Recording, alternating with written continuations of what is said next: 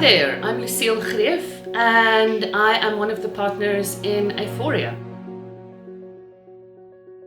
Let's meet our Enneagram 9s, our adaptive diplomats. These are the people that want peace and harmony and stability in the world, and they don't like conflict and turmoil. So generally, their strategy for making sure that there is harmony and stability is to go along to get along, and to make sure that they lead lives where there's a rhythm of stability that punctuates the way in which they lead their lives.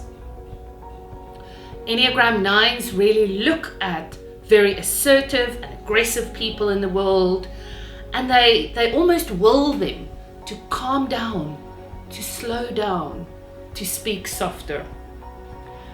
If you want to work with an Enneagram 9 and you come at them very directly and with strong intensity, you may not get the best out of them, because the Enneagram 9 can react with a passive-aggressive energy or a stubbornness when met with that very strong energy.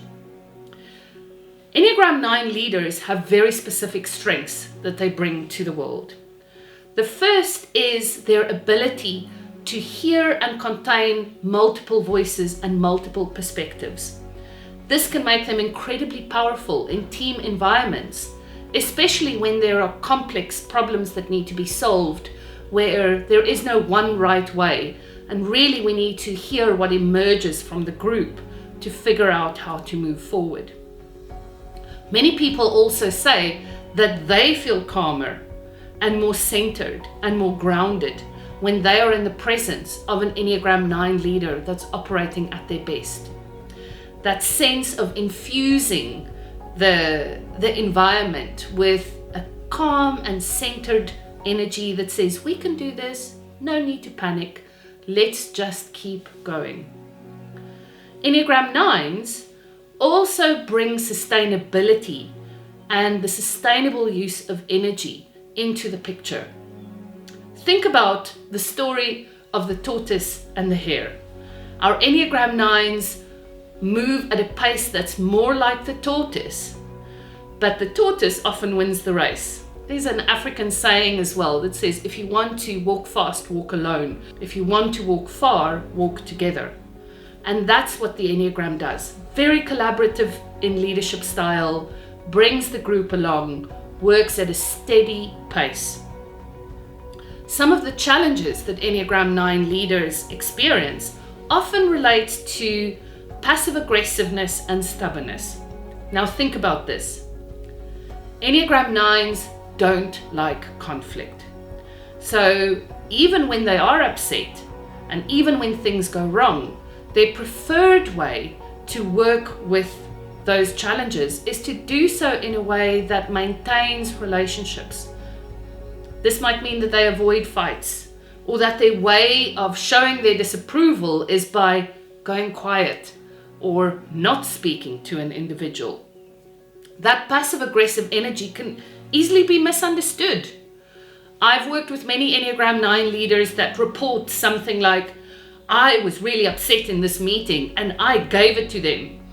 And then if you speak to anyone else in that meeting, they don't even realize that the Enneagram 9 was upset. Their way of expressing themselves still seems so polite and calm that people might not take what they're offering as seriously as if they put some more intensity into the conversation. Enneagram 9s can also be challenged by the fast-paced nature of the modern world of work. Not everything can happen at a slow and steady pace. And this can cause challenges in a team environment where the Enneagram 9 wants time to really prepare, to properly understand context, and the rest of the team are going, let's get on with things, let's get moving. Enneagram 9s need to be really sensitive of their tendency to numb out. My desire to feel comfortable and to be at rest in my body might mean that I don't always stay fully present when things are challenging or high in conflict. Different ways in which Enneagram 9s numb out is sometimes through binge watching their favorite series, maybe through downers like alcohol, sleeping, disappearing into reading fantasy novels. So different Enneagram 9s have different ways of calming themselves down through these kinds of numbing activities, which might mean that I'm essentially checking out from what's really going on. Enneagram 9s, from a developmental perspective, do really well at taking charge of the rhythms of their life. If they can organize their lives at a cadence that works for them and optimizes their performance and their happiness, they really do well. They also need to learn to make peace with anger and to realize that sometimes the best way to keep the long-term peace is by leaning into tough conversations and conflict in the moment. Enneagram 9s often merge with their environment. If I need exactly what you need, or if I'm fully in service of the team all the time, then maybe I'm minimizing the chance that conflict and disagreement will come up. But Enneagram 9s need to focus on who am I separate from us or separate from the collective. And by getting more in touch with that and unmerging, claiming my space, finding my voice, I can combine some of the beautiful strengths that I have with more of a self-informed way of leading and living my life. The overall journey from vice to virtue for the Enneagram 9s is from this merging space where I lose myself into the expression of right action.